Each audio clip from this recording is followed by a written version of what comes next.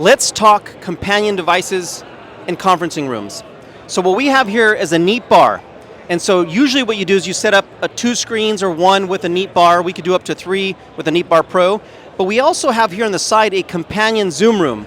The nice thing about this technology is these are paired up in the cloud virtually together. So if I were to start a meeting, let me go ahead and show you this. I'm going to start a meeting, and what you're going to see here is this is starting at the front, automatically brings in the companion Zoom room and the camera. Really powerful technology that we've developed with Zoom. Now, what I'm going to mention next is, now this case over here, we have a Microsoft room, and Microsoft doesn't have a concept of what is a companion device, but let me show you the way it works.